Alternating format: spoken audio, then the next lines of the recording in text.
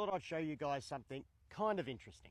I'm just setting out the layout of this section of fence as it's on a slightly different gradient to that section over there. Now this string line here represents the top of my plinth board. This down here is what a plinth board looks like, and essentially the bottom of the plinth is going to be around the ground level.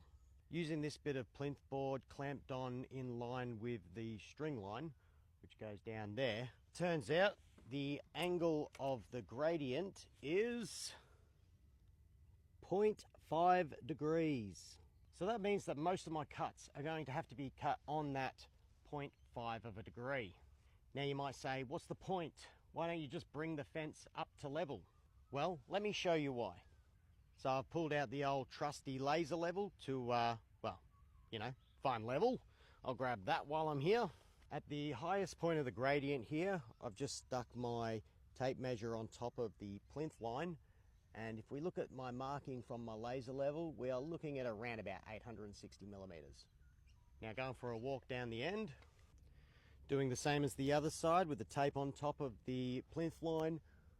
This line here, which is the level line, is looking close to 1015 millimeters.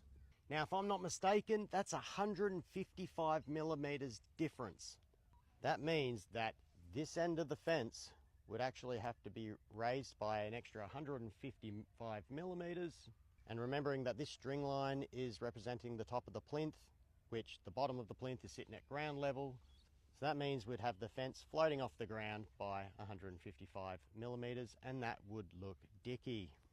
And yes, if you did want completely horizontal panels, you could do step downs at each bay. So you'd be looking at about 20 millimeter step downs at each bay, which would still look good. But in this case, the client wanted to go with the flow of the gradient.